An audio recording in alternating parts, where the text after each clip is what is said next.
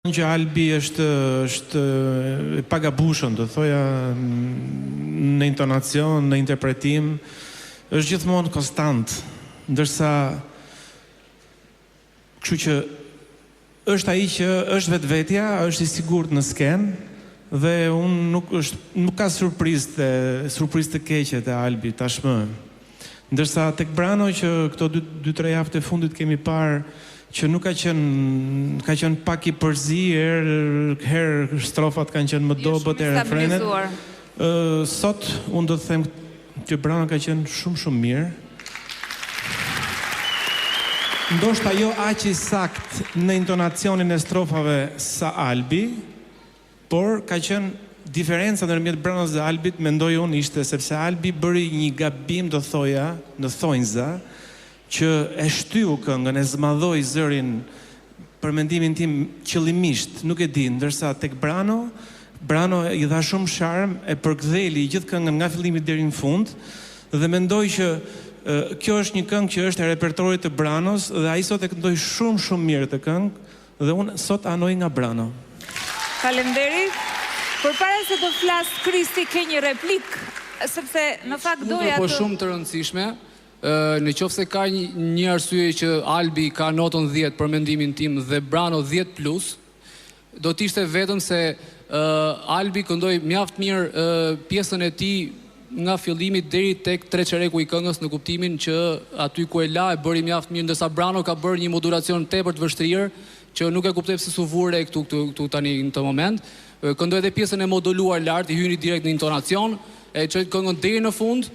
Dhe natyrisht që këtu fillon dhe merita e parë e çuarjes këngës nga fillimi deri në fund me gjithë vështirësinë e saj. Ke diçka? Po. Faleminderit. E parë kur e kemi këndu këtë këngë, në javën e tretë, e kemi këndu kështu unë pa modullim, Brano pa modullim, sepse keni insistuar ju pedagogët. Qose nuk e ka harruar. Kush unë jo. Sepse atëherë nëse nuk e bën ti të themi sqarimin e kësaj situate, mund ta bësh? Sepse kanë insistuar, po, për teleshikuesit në fakt, sepse profesionistët e din dhe ndjen sepse është bërë kjo gjë, normalisht shtrirja vokale e Branos me Albin nuk janë njësoj, që do të thot një material i cili këndohet nga timbrika dhe këngëtar që kanë regjistër sa Branoja nuk mund të ulet tonaliteti edhe të çohet njëkohësisht dhe të plotësohet kënga, por gjithsesi domethënë ky ishte një diferencë shumë e madhe për Brano. Dhe kompromisi, dhe të më falësh Kristi, kompromisi u bë sepse djem duhet ishin me një këngë përballë të një stili që në fakt nuk ishte stil i Albit, por ishte i Branos. Ai që nuk e di këtë histori fare, domethënë duhet ta merrte këtë plus. Në kupimin që jo që për Albin është një minus, por në një konkurim të njëjtës këngë me të njëjtën fjalë të tjera, versioni i Branos është i ploti dhe me një rrezikshmëri shumë të madhe, kur modulon ai që është një pauzë dhe modulon ai është aty, ai e ka me vërtet thik me dy presa. Ngjitet do ashtu. Profesor ka rëndësi shumë se unë kam këndu këngë të stilit Branos, ndërsa Brano nuk e ka këndu asnjëherë asnjë këngë grok të stilit tim. Unë të thash 10 Albi, të lutem fal. Unë të thash 10. Ka shumë rëndësi për atë që nuk e di historinë e vendosi së këtij versioni, a kupton? Ai që nuk thot, ai këndoi më shumë. Ajo 10 për mua nuk është një material të vështirë. Kuptohet kjo, kuptohet kjo sepse Brano e ka nxënës. Edhe unë kam shok shumë. Ama jo ka shumë lidhje, se ka pas lidhje çdo javë.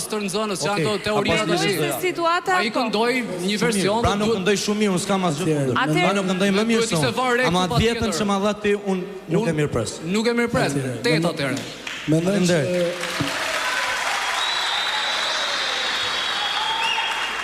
Po, Brano, ka diçka Brano? Mendoj që Albi nuk ka drejt që tha që unë s'kam kënu asnjë këngë, sepse unë kam kënu gjithë këngë dhe atë stili ti, pavarësisht se mu nuk më kanë tregu ndonjë cilësi shumë madhe vokale dhe është vendos nga pedagog që unë mos më kënu këngë stilit rock. Kjo ka qenë jo sepse unë si kam mësuar se nuk kam mujt më bë këngë rock. Faleminderit. Okej. Një vlerësim nga Mariza dhe mbyllim këtu diskutimin për sfidën e parë. Unë jam me mendimet e kolegëve që janë dhënë këtu, vërtet të dy djemtë ishin shumë mirë. Albi gjithmonë ka qenë mirë, kështu që dua ta përgëzoj, por më ka pëlqyer jashtëzakonisht sot Brano dhe Dhe më pëlqeu edhe pjesa e interpretimit të tij edhe mimika e fytyrës, nëse puntatat më përpara e kam parë pak të tensionuar në fytyrë, mbas edhe pak të shtrembruar, sot ka kënduar për qef edhe duke shumë bukur në sken, përveç edhe performancës dhe pjesës muzikale. Po, patjetër. Zëna, 1 minutë, Zëna mundet? 1 sekond, vetëm 1 sekond. Diana vetëm nuk dua përsëritje. Unë kisha pas qef që të flasë edhe profesori im, sepse profesori Danës folit. Vetëm 1 sekond. Në qoftë se Albi ka kënduar dhe të gjithë dëgjuam jashtë natyrës vet dhe ka edhe arriti në mënyrë shumë të saktë, është për të bravo. Sepse nëse do t'i themi Branos të këndonte rock, mbase do kishim po të njëjtin problem. Këto problemet e pedagogëve të zgjidhin aty, qoftë Kristi, qoftë Iksi. Mund të them bravo shumë herë ty. Jo, nuk jam probleme. Zgjidhur shumë mirë, po. Unë mund t'ju konfirmoj se nuk jam probleme pedagogësh. Po. Atëherë vazhdojmë, uluni çuna, uluni, ne vazhdojmë të sjellim disiplinën tjetër që ka radhën të vinë në këto momente të ndjekim. Është baleti, dhe tani në skenë do të vi gjinia e hip-hopit, do të vinë të gjithë konkurrentët e baletit, do të jenë në sfidë përballë njëri tjetrit, Andri, Rebeka, Fatjola, Gureldi dhe Angelo, t'i ndjekim.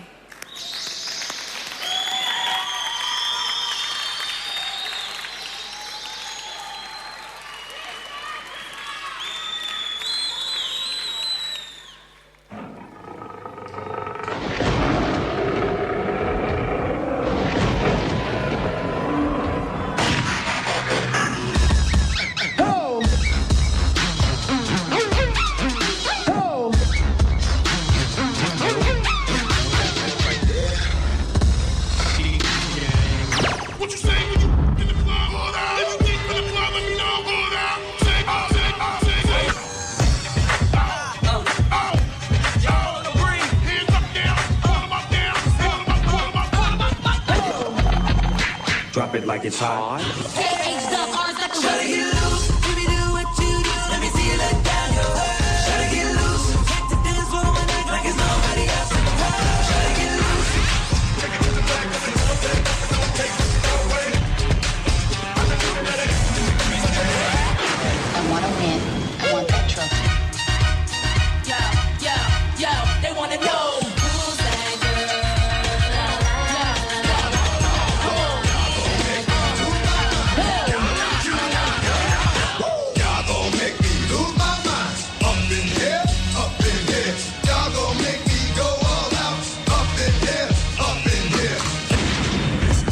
Win.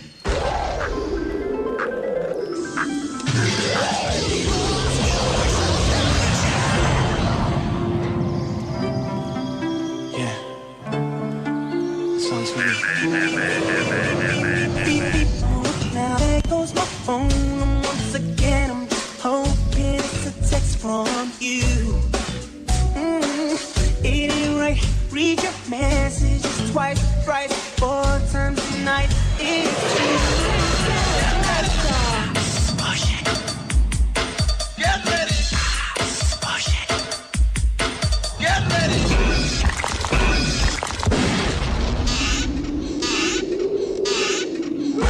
Let's put a smile on that face.